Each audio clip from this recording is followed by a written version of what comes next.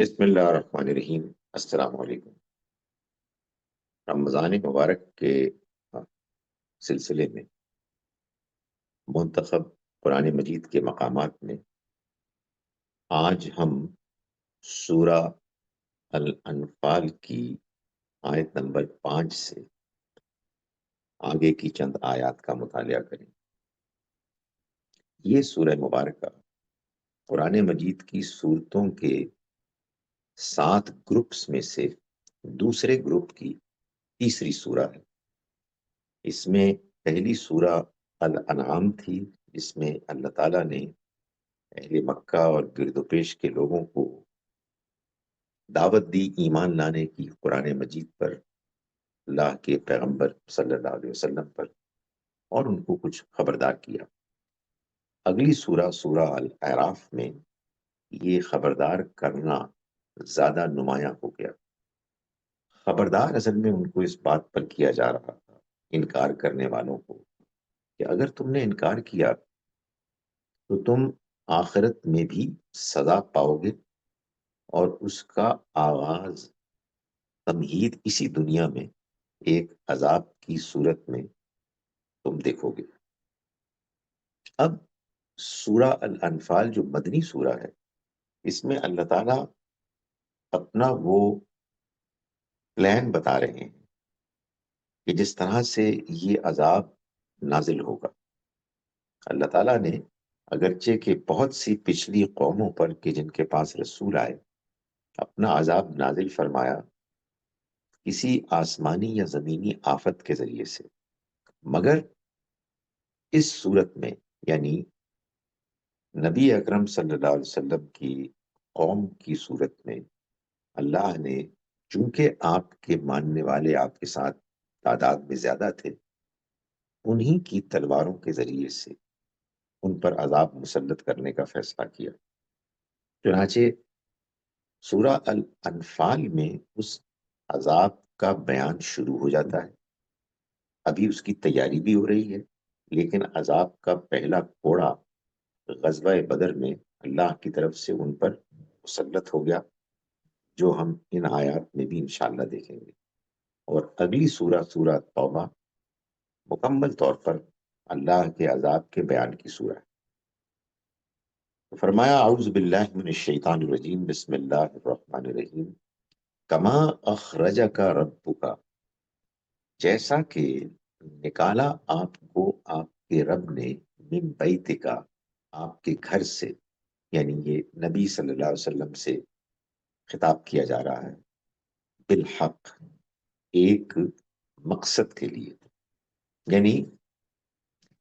اسی طرح کی صورت اس وقت بھی پیش آئی جب ہم نے آپ کو نکالا آپ کے گھر سے ایک مقصد کے لیے۔ اسی طرح کی صورت یعنی اس سے پہلے جو 4 آیات ہیں میں آغاز میں اللہ تعالیٰ نے یہ بات بیان فرمائی کہ مسلمانوں میں سے بعض لوگ کچھ مال غنیمت کے معاملے میں جھگڑا کر رہے ہیں، تو اللہ تعالیٰ نے فرمایا کہ نہیں، یہ مال غنیمت تمہارے لیے نہیں ہے، تم تو اللہ کے لیے لڑ رہے ہو۔ اور اس کے بعد یہ فرمایا کہ اسی طرح کا معاملہ کچھ مسلمانوں میں سے بعض لوگوں کی طرف سے بحث کا ہوا، جب اللہ نے آپ کو پیغمبر نکالا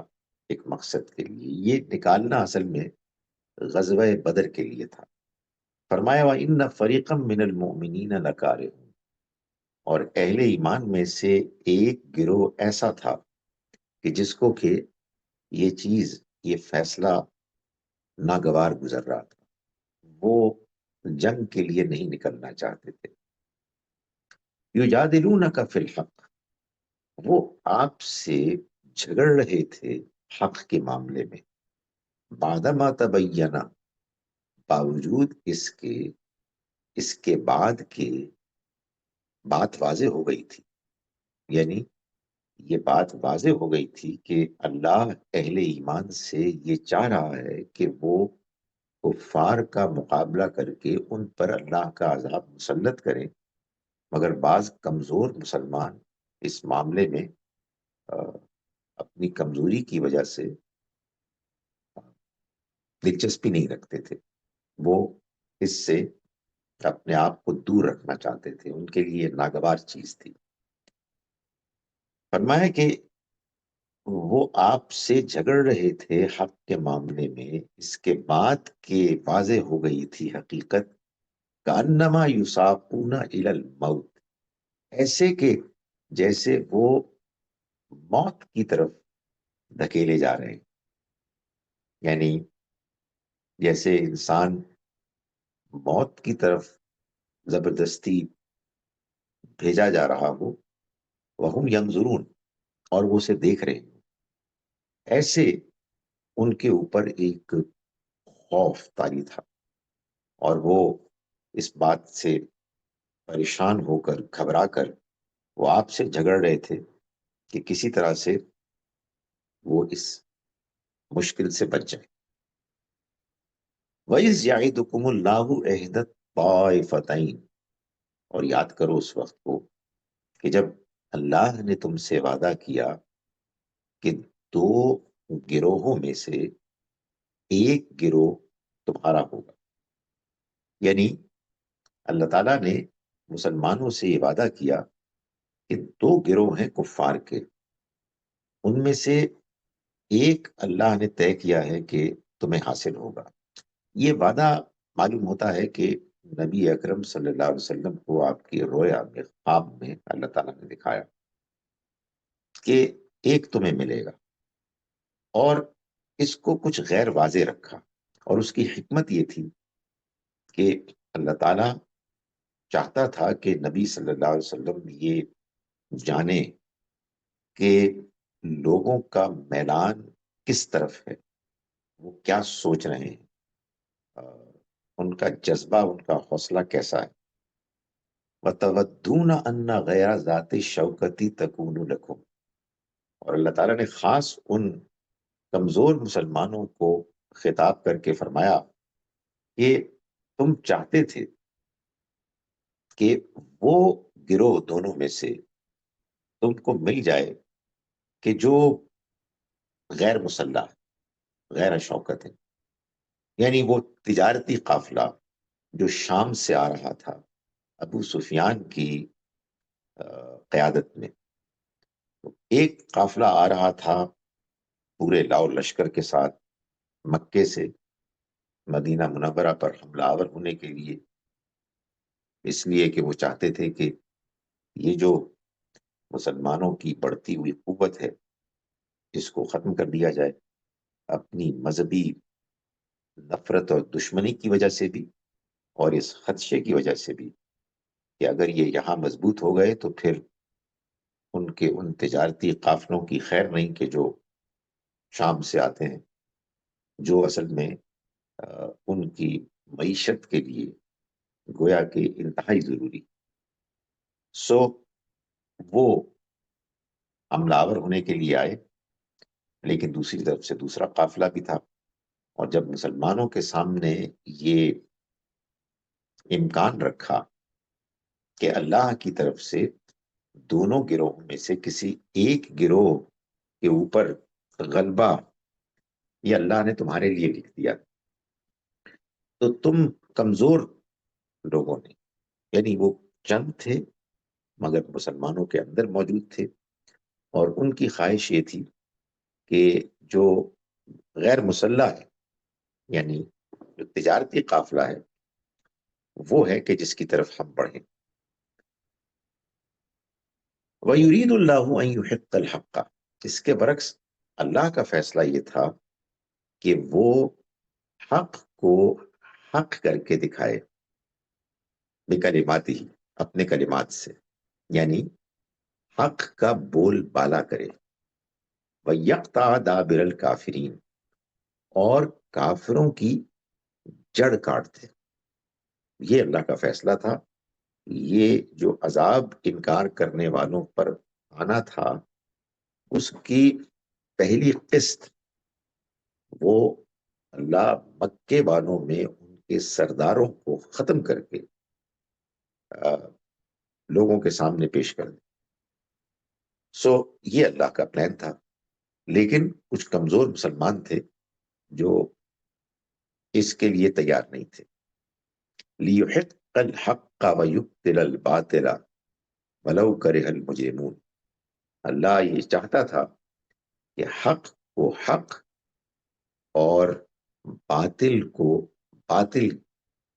کر کے دکھائے، اور اگرچہ کہ یہ جو مجرم ہیں ان کو یہ چیز کتنی ہی ناگوار کیوں نہ گزرے۔ یہ تو اللہ تعالیٰ کا ارشاد ہے، لیکن بدقسمتی سے ہمارے ہاں سیرت کی کتابوں میں یہ بات بیان ہوئی ہے کہ مسلمان ابو سفیان کے غیر مسلح تجارتی قافلے کی طرف بڑھے تاکہ وہ اس کو لوٹیں، اور یہ ہمارے ہاں بہت سے لوگ باقاعدہ پیش کرتے ہیں۔ یہ ہماری بدقسمتی ہے کہ ہم نے تاریخ میں جو کچھ بیان ہوا ہے اس کو قرآن مجید کے اوپر ترجیح دی ہے، جس کے نتیجے میں بات کچھ سے کچھ ہو جاتی ہے، اور لوگ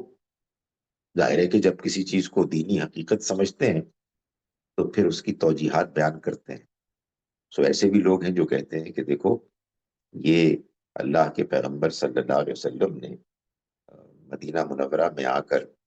تجارتی قافلے پر حملہ کر کے یہ بتایا کہ یہ سب کچھ جائز ہے،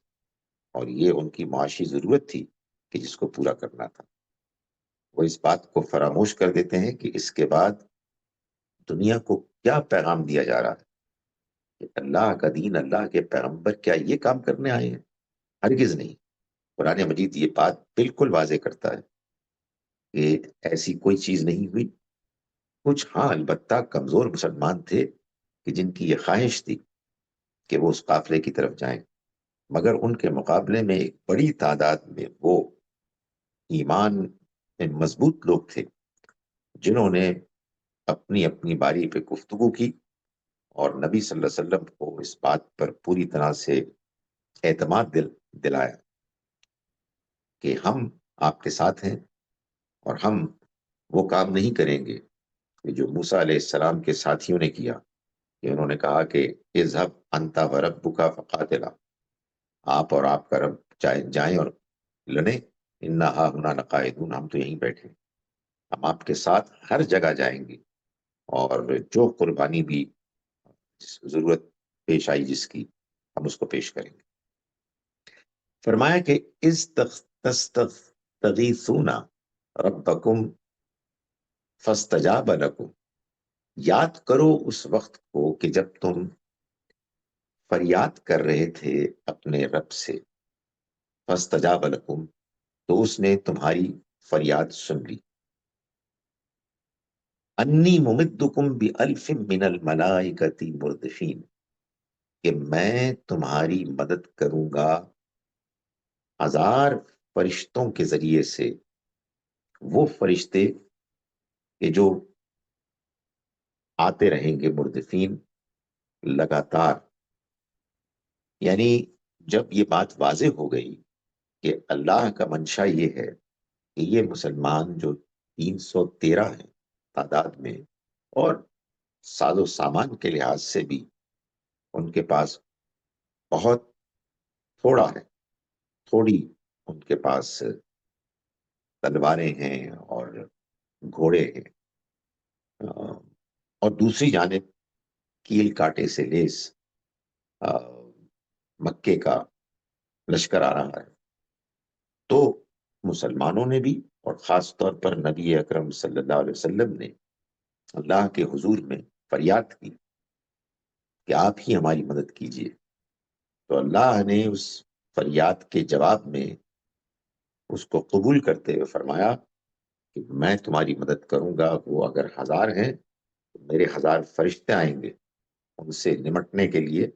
اور وہ آئیں گے قطار اندر قطار لگاتار۔ وما جعلہ اللہ الا بشرا، اور یہ تو اللہ نے بس ایک خوشخبری کے طور پر تم کو بتایا، وَلِتَطْمَئِنَّ بِهِ قُلُوبُكُمْ، اور اس لیے بتایا تاکہ اس کے ذریعے سے تمہارے دل مطمئن ہو جائے۔ وَمَن نَّصْرُ إِلَّا مِنْ عِندِ اللَّهِ، اور اصل بات یہ ہے کہ مدد تو صرف اللہ ہی کی طرف سے آ سکتی ہے۔ ان اللہ عزیز حکیم، یقیناً اللہ زبردست غالب ہے، حکمت والا ہے، یعنی وہ غالب ہے اور کسی وقت بھی کچھ بھی کر سکتا ہے، اور وہ حکمت والا ہے، وہ جب بھی جو فیصلہ بھی کرتا ہے وہ اپنی حکمت کے مطابق کرتا ہے۔ اس وجہ سے اللہ نے اگر یہ فیصلہ کیا کہ اب حق کا بول بالا کرنا اور باطل کو نیست و نابود کرنا ہے، تو اللہ تعالیٰ تمہاری مدد کرے گا۔ یہ فرشتوں کا ذکر تو اس لیے کیا ہے تاکہ تمہارا اطمینان ہو جائے۔ یہ مطلب نہیں ہے کہ فرشتوں کو آنا نہیں تھا، اللہ نے جو وعدہ کیا ہے وہ سچا وعدہ تھا، مگر ظاہر ہے کہ فرشتے نظر تو نہ آتے۔ اصل میں تو کیا تھا کہ اللہ نے مدد کرنی تھی، مگر اللہ نے اپنے مدد کرنے کی صورت بھی بیان کر دی تاکہ لوگوں کا اطمینان ہو جائے۔ فرمائے از یغشیکم النعاس امنتا، یاد کرو کہ جب اللہ نے تمہارے اوپر اونگ طاری کر دی، یعنی اللہ یہ کر رہا تھا کہ تمہیں اطمینان، امن، چین پہنچانے کے لیے، سکون پہنچانے کے لیے وہ تمہارے اوپر اونگ طاری کر رہا تھا۔ ظاہر ہے جنگ کے لیے انسان کو پوری طرح سے فریش ہونے کی ضرورت ہوتی ہے کہ جب انسان نکلے تو پوری طرح چوکس ہو۔ اگر وہ جاگا ہوا ہو کئی دنوں کا اور اس پر گھبراہٹ طاری ہو، تو اس کا مطلب یہ ہے کہ میدان جنگ میں جانے سے پہلے ہی ہار ہو گئی۔ تو اللہ تعالیٰ نے اپنے اہل ایمان بندوں کی مدد کی کہ ان کے اوپر ایک اونگ طاری کر دی جس سے کہ ان کو امن حاصل ہوا۔ وَيُنَزِّلُ عَلَيْكُم مِّنَ السَّمَاءِ مَاءً، اور وہ اتار رہا تھا تمہارے اوپر آسمان سے پانی، لِيُطَهِّرَكُم بِهِ، تاکہ وہ تمہیں اس سے پاک کر دے۔ وَيُذْهِبَ عَنْكُمْ رِجْزَ الشَّيْطَانِ، اور وہ تم سے شیطان کی گندگی کو دور کر دے۔ یعنی انسان کے اوپر ظاہر ہے کہ سفر کی حالت میں میل کچیل بھی ہوتا ہے، اور بعض اوقات یہ ہوتا ہے کہ یہ میل کچیل در حقیقت انسان کے لیے ایک فرسٹریشن اور کمزوری کا ذریعہ بن جاتا ہے۔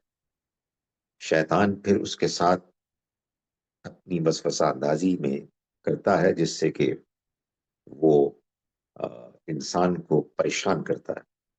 تو اللہ تعالیٰ نے اس کا بھی بندوبست کیا کہ بارش نازل کی جس سے کہ اہل ایمان پاک ہوئے، ان کا بدن پاک ہوا، اور ان کو ایک اطمینان کی کیفیت ملی۔ شیطان کی وسوسہ اندازی سے، اس کی گندگی سے ان کو اللہ نے دور کیا، اور یہ اس لیے بھی کیا کہ وَلِيَرْبِطَ عَلَىٰ قُلُوبِكُمْ، کہ تمہارے دلوں کو وہ مضبوط کرے، تمہارے دل میں اطمینان اور اعتماد پیدا ہو۔ وَيُثَبِّتَ بِهِ الْأَقْدَامَ، اور اس کے ذریعے سے تمہارے قدم مضبوط، تمہارے قدم جمائے۔ ظاہر ہے اگر ایک اطمینان کی نیند، اونگ آئی ہے، چاہے تھوڑی دیر کے لیے آئے، وہ جو انسان سوتا ہے نا تھوڑی دیر کے لیے، پاور سلیپ جو ہوتی ہے، نیپ، وہ اس میں یہ ضروری نہیں ہے کہ انسان کو بہت لمبا سوئے، وہ کافی ہوتی ہے اگر انسان کو ایک گہری نیند تھوڑی دیر کے لیے آ جائے۔ اس کے نتیجے میں اہل ایمان کے قدم مضبوط ہوئے، ان کو پاکیزگی نصیب ہوئی، اور ان کے دل مطمئن ہوئے۔ ظاہر ہے کہ یہ سب کچھ اللہ نے کیا اپنی خصوصی عنایت سے، اس لیے کہ اس نے یہ طے کر لیا تھا کہ اس کے پیغام کا بول بالا ہو، حق غالب ہو، اور باطل اس کو شکست فاش ہو۔ فرمایا اذ یوحی ربک، یاد کرو اس وقت کو کہ جب وہی کر رہا تھا تمہارا رب، پیغام دے رہا تھا تمہارا رب الی الملائکہ، فرشتوں کو، انی معکم، کہ میں تمہارے ساتھ ہوں، فثبتوا الذین آمنوا، یہ فرشتوں کو اللہ تعالیٰ فرما رہا تھا کہ میں تمہارے ساتھ ہوں، تو تم اہل ایمان کو ثابت قدم رکھو، یعنی تم اب نکلو اور ان کا حوصلہ بلند کرو، ان کی مدد کرو تاکہ وہ میدان جنگ میں ثابت قدم رہیں۔ سألقی فی قلوب الذین کفروا الرعب، میں نازل کر رہا ہوں، اتار رہا ہوں ان لوگوں کے دلوں میں کہ جنہوں نے کفر کیا، روب، یعنی ان کے اوپر ایک دہشت طاری ہو جائے گی، اس دہشت کے طاری ہونے کے بعد وہ کمزور پڑ جائیں گے۔ چنانچہ فرمایا وَاضْرِبُوا فَوْقَ الْأَعْنَاقِ وَاضْرِبُوا مِنْهُمْ كُلَّ بَنَانٍ، جب یہ ہو جائے تو تم ان کی گردنیں مارو اور ان کے پور پور پر چوٹ لگا، یعنی وہ تمہارے لیے بالکل ایک نرم ایک وہ نوالا ہوں گے، تم محسوس کرو گے کہ وہ تمہارے مقابلے میں بالکل ڈھیلے پڑ گئے۔ ظاہر ہے کہ اللہ تعالیٰ جب کسی کو شکست سے دوچار کرنا چاہتا ہے تو پھر اس کے لیے بھی اسباب فراہم کر دیتا ہے۔ ایک جانب اہل ایمان کو اعتماد دلایا، ان کو مضبوطی دی، اور دوسری جانب کفار کو روب میں مبتلا کر دیا، ان کے چکے چھوٹ گئے، اور یہاں سے اہل ایمان نے جب ان پر وار کیا تو ان کی گردنوں کو اڑایا اور ان کی پور پور پر چوٹ لگائی۔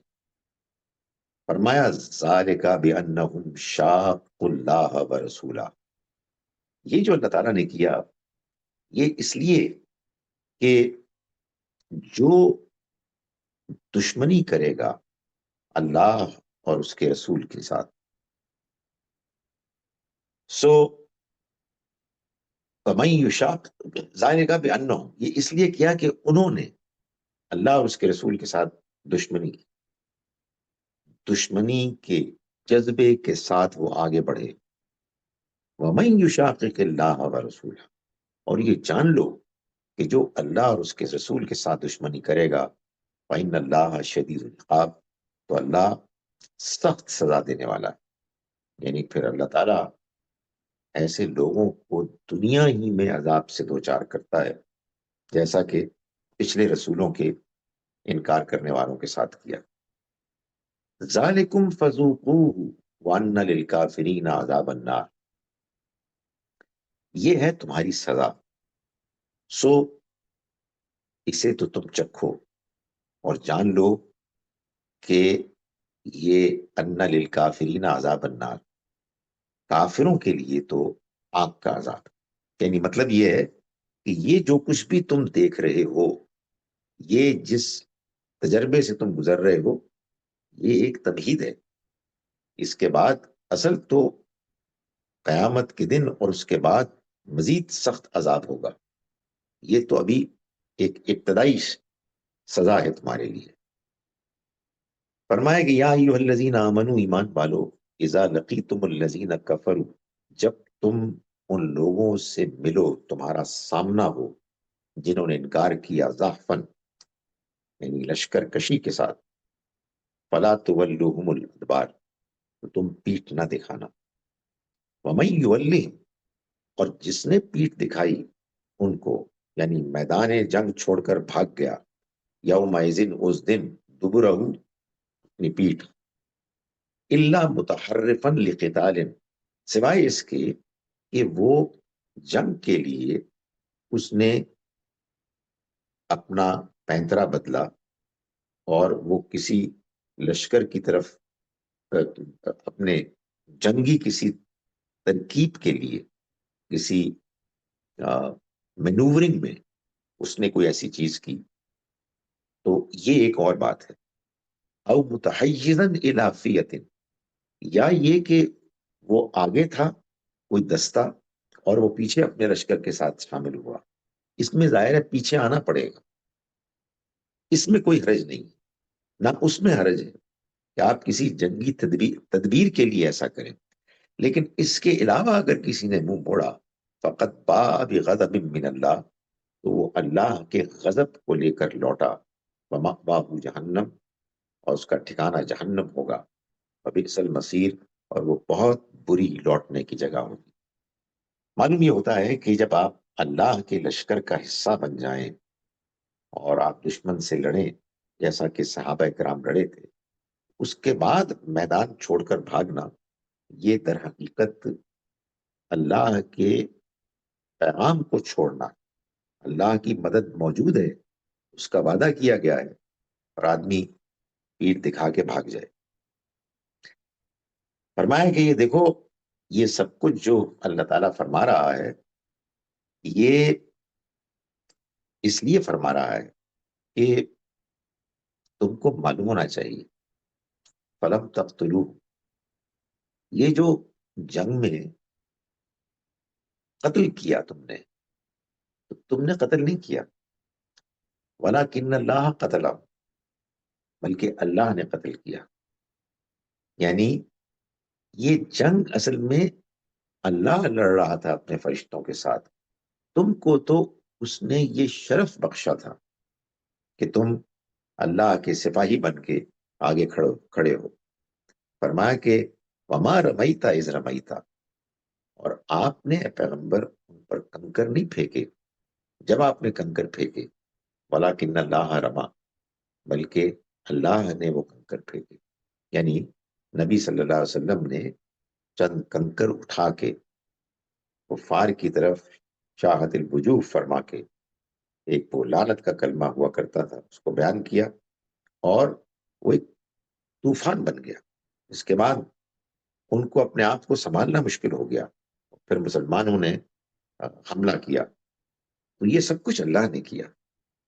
وَلِيُبْلِيَ الْمُؤْمِنِينَ مِنْهُ بَلَاءً حَسَنًا، اور یہ سب کچھ کیا اللہ نے اس لیے کہ وہ دکھائے منکروں کو اپنی شانیں. یعنی ادھر اہل ایمان کے ذریعے سے وہ اپنی شانیں دکھائے ان کو جنہوں نے انکار کیا. ان اللہ سمیع علیم، اللہ سننے والا جاننے والا ہے. ذالکم، یہ تو ہو گیا، تم نے جو کچھ ہوا اس کو دیکھ لیا اور تمہارے سامنے ہے. لیکن یہ جان لو وَأَنَّ اللَّهَ مُوهِنُ كَيْدِ الْكَافِرِينَ، اللہ کافروں کی اس سازش کو، اس تدبیر کو جو خفیہ انہوں نے کی، اس کو بیکار کر کے رہے گا. تدبیر تو انہوں نے یہ کی تھی کہ ادھر سے قافلہ آ رہا ہے اور مسلمان اس پر حملہ آور ہو رہے ہیں، تو ہم ان کو بچانے کے لیے آئے. لیکن حقیقت میں وہ مسلمانوں کا خاتمہ کرنے کے لیے آئے تھے. تو اللہ تعالیٰ نے فرمایا کہ یہ تو ابھی ہوا ہے، یہ جان لو کہ اللہ تعالیٰ ان کافروں کی تدبیر کو بالکل ختم کر کے رہے گا. اس کے بعد کفار کو خطاب کر کے فرمایا ان تستفتحوا فقد جاءکم الفتح، سنو تم فیصلہ چاہتے تھے. معلوم ہوتا ہے اور یہ بتایا جاتا ہے کہ مکہ چھوڑنے سے پہلے خانہ کعبہ کی دیوار پر لگ کر انہوں نے یہ دعا کی تھی کہ آج جو حق پر ہے، جو سچا ہے، وہ اس کو فتح نصیب ہو، آج فیصلہ ہو جائے. یہ فیصلے کا موقع ہے. تو اللہ تعالیٰ نے یہاں فرمایا کہ تم فیصلہ چاہتے تھے، فقط جاءکم الفتح، تو فیصلہ پھر آ گیا ہے. وَإِن تَنْتَهُوا، اور اگر تم باز آ جاؤ، فَهُوَ خَيْرٌ لَكُمْ، تو یہ تمہارے لیے بہتر ہوگا. وَإِن تَعُودُوا، اور اگر تم دوبارہ کرو گے، نعود، پھر ہم دوبارہ کریں گے، پھر ہم یہی کریں گے. یعنی اللہ نے فیصلہ کر لیا ہے کہ اب ان کفار پر اس کا عذاب آنا ہے۔ وَلَن تُغْنِيَ عَنْكُمْ فِئَتُكُمْ شَيْئًا وَلَوْ كَثُرَتْ، اور تمہارا لشکر تمہارے کچھ کام نہیں آئے گا، چاہے وہ کتنا ہی بڑا، کتنا ہی کثیر کیوں نہ ہو۔ وَأَنَّ اللَّهَ مَعَ الْمُؤْمِنِينَ، اور یہ جان لو کہ اللہ مومنوں کے ساتھ ہے۔ یہ جو آیات ہیں یہ در حقیقت اللہ کے اس عذاب کو بیان کر رہی ہیں کہ جو کفار پر آیا، وہ کفار کے جنہوں نے کہ اللہ کے آخری پیغمبر صلی اللہ علیہ وسلم کا انکار کیا۔ ہم ان آیات کا ترجمہ ایک مرتبہ پھر کر رہے ہیں۔ یہ میں ترجمہ جاوید احمد غامدی صاحب نے جو البیان میں کیا ہے اس کو آپ کے سامنے پڑھ رہا ہوں۔ ہم شروع کرتے ہیں اس اللہ کے نام کے ساتھ جس کی رحمت بے پناہ ہے، جس کی عنایت ہمیشہ کے لیے۔ اسی کی طرح کی صورت اس وقت پیش آئی تھی جب تمہارا پروردگار تمہیں ایک مقصد حق کے ساتھ تمہارے گھر سے نکال لایا، اور مسلمانوں کے ایک گروہ کو یہ سخت ناگوار تھا۔ وہ اس مقصد حق کے معاملے میں تم سے جھگڑ رہے تھے، اس کے باوجود کہ ان پر وہ اچھی طرح واضح تھا۔ ان کا حال یہ تھا کہ گویا آنکھوں دیکھے موت کی طرف ہانکے جا رہے ہیں۔ اس وقت کو یاد کرو جب اللہ تم لوگوں سے وعدہ کر رہا تھا کہ دونوں گروہوں میں سے ایک تمہیں مل جائے گا۔ تم چاہتے تھے کہ تمہیں وہ ملے جو مسلح نہیں ہے، اور اللہ چاہتا تھا کہ اپنے کلمات سے حق کا بول بالا کرے اور منکروں کی جڑ کاٹ دے، تاکہ حق کو حق اور باطل کو باطل کر دکھائے، خواہ ان مجرموں کو وہ کتنا ہی ناگوار کیوں نہ ہو۔ یاد کرو جب تم اپنے پروردگار سے فریاد کر رہے تھے تو اس نے تمہاری فریاد سن لی اور فرمایا کہ میں 1000 فرشتے تمہاری مدد کے لیے بھیج رہا ہوں جو لگاتار پہنچتے رہیں گے۔ یہ اللہ نے صرف اس لیے کیا کہ تمہارے لیے خوشخبری ہو اور اس لیے کہ تمہارے دل اس سے مطمئن ہو، ورنہ حقیقت یہ ہے کہ مدد تو اللہ ہی کے پاس سے آتی ہے۔ یقیناً اللہ زبردست ہے، بڑی حکمت والا ہے۔ یاد کرو جب اللہ اپنی طرف سے تمہاری تسکین کے لیے تم پر اونگ طاری کر رہا تھا اور آسمان سے تم پر پانی برسا رہا تھا کہ اس کے ذریعے سے تمہیں پاک کرے اور تم سے شیطان کی نجاست دور کرے اور تمہیں کچھ دیر کے لیے سلا کر تمہارے دلوں کو اس سے مضبوط کرے اور تمہارے قدم جما دے۔ یاد کرو جب تمہارا پروردگار فرشتوں کو وحی کر رہا تھا کہ میں تمہارے ساتھ ہوں، تو ایمان والوں کو ثابت قدم رکھو، میں ان منکروں کے دلوں میں رعب ڈالے دیتا ہوں، تو تم ان کی گردنوں پر مارو اور ان کے پور پور پر چوٹ لگاؤ۔ یہ اس لیے کہ یہ اللہ اور اس کے رسول کی دشمنی میں اٹھے ہیں، اور جو اللہ اور اس کے رسول کی دشمنی میں اٹھتے ہیں ان کو ایسی ہی سزا ملتی ہے، اس لیے کہ اللہ سخت سزا دینے والا ہے۔ یہ ہے تمہاری سزا، سو اسے ابھی چکھو اور جان لو کہ آگے منکروں کے لیے آگ کا عذاب ہے۔ ایمان والوں، جب ان منکروں سے تمہارا مقابلہ باقاعدہ فوج کشی کی صورت میں ہو تو انہیں پیٹ نہ دکھاؤ، اور خوب سمجھ لو کہ جو اس وقت ان کو پیٹ دکھائے گا، الا یہ کہ جنگ کے لیے پینترا بدلنا چاہتا ہو یا اپنی فوج کے کسی دوسرے حصے سے ملنا چاہتا ہو، تو وہ خدا کا غضب لے کر لوٹا۔ اس کا ٹھکانہ دوزخ ہے اور وہ نہایت برا ٹھکانہ ہے۔ ایمان والو، تم کیوں جان چراؤ جبکہ تمہاری طرف سے خدا لڑتا ہے؟ سو حقیقت یہ ہے کہ اس جنگ میں تم نے ان کو قتل نہیں کیا بلکہ اللہ نے ان کو قتل کیا۔ اور اے پیغمبر، جب تم نے ان پر خاک پھینکی تو تم نے نہیں پھینکی بلکہ اللہ نے پھینکی، اس لیے کہ منکروں کو اپنی شانیں دکھائے اور اس لیے کہ مسلمانوں کو اللہ اپنی طرف سے اچھا انعام عنایت فرمائے۔ بے شک اللہ سننے والا، جاننے والا ہے۔ یہ کچھ ہوا تمہارے سامنے ہے، اور اس کے ساتھ یہ بشارت بھی اللہ ان منکروں کی تدبیروں بھی دے رہا ہے کہ اللہ ان منکروں کی تدبیریں بیکار کر کے رہے گا۔ اگر تم فیصلہ چاہتے تھے تو قریش کے لوگوں یہ فیصلہ آ گیا ہے، اگر اب بھی باز آ جاؤ تو یہ تمہارے لیے بہتر ہے۔ اور اگر پھر یہی کرو گے تو ہم بھی یہی کریں گے، اور تمہاری جمعیت خواہ کتنی ہی زیادہ ہو تمہارے کچھ کام نہ آئے گی، اور خوب سمجھ لو کہ اللہ مومنوں کے ساتھ ہے۔ السلام علیکم ورحمۃ اللہ وبرکاتہ۔